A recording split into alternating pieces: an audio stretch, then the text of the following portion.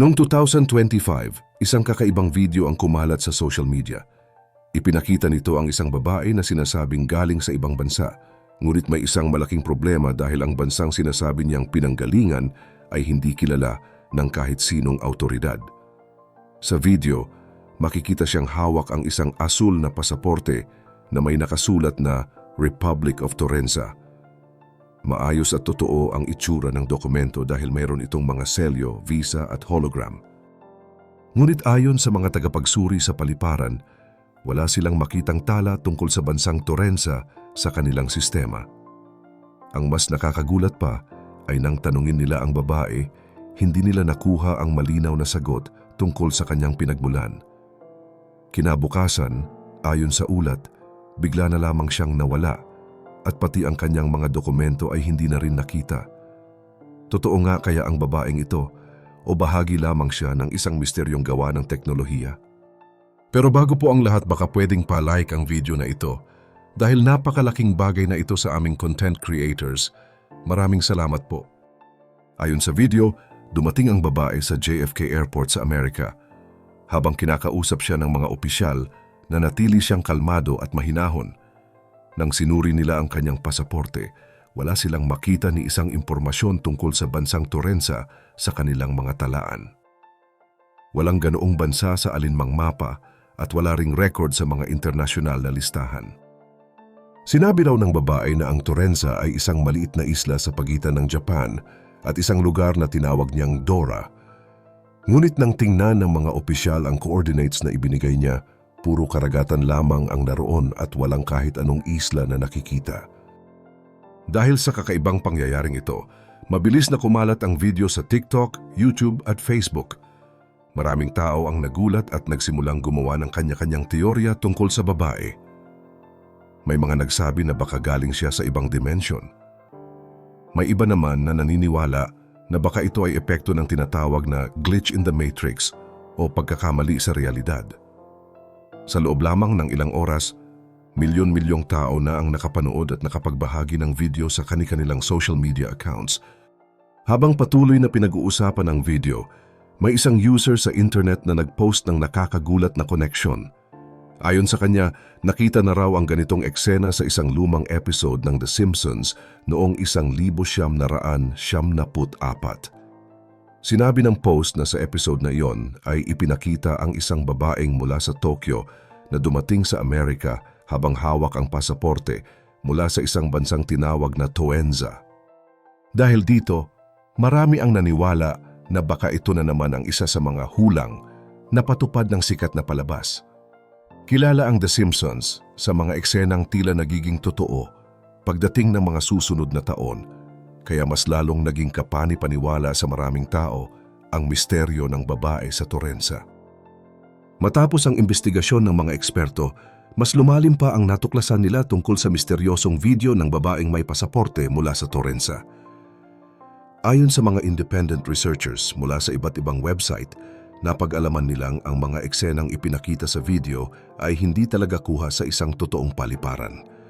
Ang mga ito ay pinagsama-sama lamang mula sa mga stock video na karaniwang ginagamit sa mga documentary at travel vlog. Ang pasaporteng hawak ng babae ay napatunayang galing sa isang 3D design forum kung saan ini-upload ng isang digital artist ang disenyo ilang buwan bago pa man kumalat ang viral na video. Ang boses naman ng tagapag-ulat sa video ay hindi rin tunay na tao dahil ito ay gawa ng isang AI voice generator. Nang masusing pag-aralan ng mga analyst ang bawat frame ng video, marami silang nakitang hindi pagkakatugma. Ang mga anino ay hindi pare-pareho, may mga refleksyong baluktot, at ang ilang teksto sa pasaporte ay nagiging mga walang kahulugang simbolo kapag pinalaki. Maging ang mga mata ng mga tao sa video ay hindi kumukurap ng tama. Sa kabuuan, ito ay isang AI-generated composite na ginawang magmukhang totoong balita. Kaya lumabas na hindi paranormal ang nangyari, kundi isang produkto lamang ng makabagong teknolohiya. Ngunit sa kabila ng lahat ng paliwanag, marami pa ring tao ang patuloy na naaakit sa ganitong klase ng kwento. Ayon sa mga eksperto, ito ay dahil natural sa tao ang pagkahilig sa misteryo at mga bagay na mahirap ipaliwanag. Sa isang mundo na halos lahat ay may sagot na dahil sa siyensya at internet, gusto pa rin nating maniwala na may mga lihim at kababalaghan na hindi pa natutuklasan. Kaya kahit isang larawan o video lang, kapag mukhang kapanipaniwala, mabilis itong tinatanggap ng marami bilang totoo. Lumabas din sa investigasyon na ang kwento ng babae mula sa Torenza ay tila modernong bersyon ng isang lumang alamat na tinatawag na The Man from Taured. Ayon sa lumang ulat noong 1954, may isang lalaki raw na dumating sa Tokyo gamit ang mga dokumento mula sa isang bansang hindi rin kilala. Gaya ng sa Torenza, ang mga opisyal noon ay nagulat dahil wala ring ganitong bansa sa kahit anong mapa. Ikinulong daw nila ang lalaki sa isang kwarto habang iniimbestigahan, ngunit ng umaga ay bigla na lamang itong nawala. Walang nakakita kung paano siya nakatakas. Hanggang ngayon, hindi pa rin napapatunayan kung totoo ang kwento at maraming historyador ang naniniwalang katang-isip lamang ito. Gayunpaman, patuloy pa rin itong ikinukwento sa mga aklat tungkol sa kababalaghan at mga teorya ng ibang dimensyon. Sa video ay maituturing na bagong bersyon ng parehong alamat, ngunit ginamitan na ngayon ng teknolohiya at AI upang magmukhang makatotohanan. Ang pagkakaiba lang, mas mabilis itong kumalat dahil sa social media. Sa makabagong panahon, ang mga mito at alamat ay hindi na nakasulat sa papel. Sila ay nakikita na sa anyo ng mga pixel, video at mga larawang nilikha ng mga computer. Tulad noong may mga alamat ng halimaw sa dagat noong 1800s, UFO noong 1950s at mga time traveler noong 1980s. Ngayon naman ay may mga alamat tayong nililikha gamit ang AI. Ang pinakakahanga-hanga ay kung paanong ang mga tao ay mabilis pa ring maniwala dito. Isa sa mga dahilan nito ay ang tinatawag na Simpsons Prediction Effect. Sa loob ng 3 dekada, nakagawa ang The Simpsons ng mahigit 700 episodes at dahil dito may mga pagkakataong ang ilang eksena ay parang tumutugma sa mga pangyayari sa totoong buhay. Kaya nang kumalat ang mga AI-generated na larawan ng mga karakter ng The Simpsons na parang konektado sa Torenza, marami ang naniwala agad. Ang mga larawang iyon ay gawa lamang ng mga tagahanga na gumamit ng AI upang magmukha itong totoo, ngunit dahil sa pamilyar na hitsura ng mga karakter, naging madali para sa mga tao na paniwalaan ito. Para bang nagkaroon ng koneksyon sa pagitan ng nakakatawang cartoon at ng misteryosong babae sa video. Kahit wala naman talagang ganoong episode, marami pa ring naniwala dahil pakiramdam nila ay posible itong mangyari. Doon nagsimula ang mas malalim na issue, hindi na tungkol sa kung totoo ba ang Torenza, kundi kung gaano kadali ngayon manipulahin ang ating paniniwala. Ang kwento ng Torenza ay hindi lang simpleng misteryo tungkol sa isang bansa na hindi umiiral. Isa itong halimbawa kung paano nababago ang pananaw ng mga tao gamit ang mga video at imahe na gawa ng teknolohiya. Sa panahon ngayon, kayang gumawa ng AI hindi lang ng larawan o boses, kundi buong istorya na may mga peking balita, peking alaala, at pati peking pakiramdam ng nostalgia. Dati kapag may gustong manloko, kailangan lang nilang gumamit ng malabong litrato o kwentong walang sapat na ebidensya.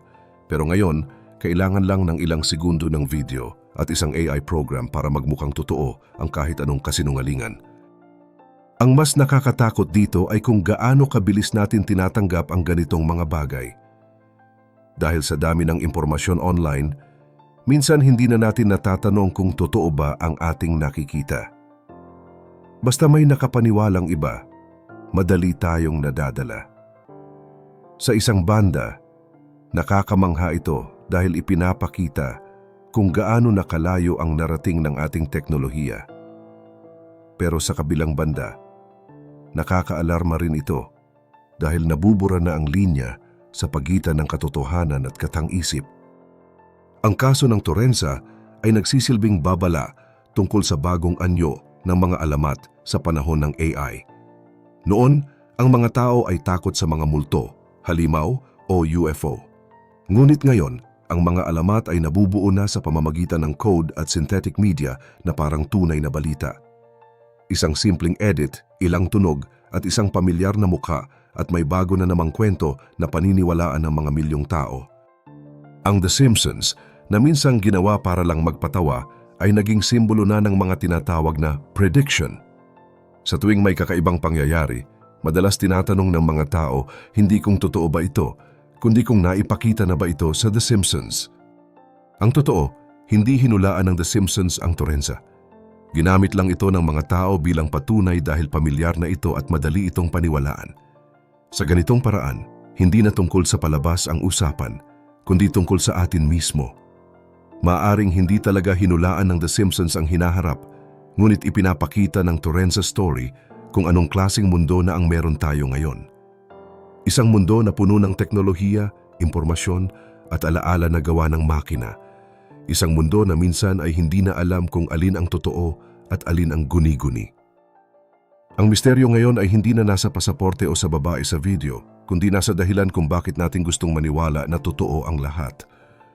Siguro dahil gusto pa rin nating isipin na may mga bagay sa mundo na hindi pa natin natutuklasan. Marahil gusto nating maramdaman na may misteryo pa rin sa likod ng modernong teknolohiya. Sa huli, maaring makalimutan din ng mga tao ang kwento ng Turenza tulad ng iba pang viral na kasinungalingan, ngunit ang pattern na ipinakita nito ay mananatili. Ipinapakita nito kung gaano kadali ngayon gumawa ng peking balita na kayang paniwalaan ng milyon-milyon at kung paanong ang mga alaala ng ating kabataan ay nagagamit bilang sandata ng kasinungalingan. Ang tunay na prediksyon ay hindi tungkol sa Turenza o sa misteryosong babae, kundi tungkol sa mundo natin ngayon, isang mundong kayang baguhin ng isang viral clip ang ating paniniwala. Sa panahon ng AI, ang hangganan ng katotohanan at kwento ay nagiging manipis at minsan, iyon na mismo ang dahilan kung bakit marami pa rin ang naniniwala. Sa panahon ngayon na mabilis kumalat ang mga video at kwento sa internet, paano mo malalaman kung alin ang totoo at alin ang gawa-gawa lang? Ibahagi mo naman ang sagot mo sa ibaba at huwag kalimutang mag-like at subscribe para sa mas marami pang updates gaya nito.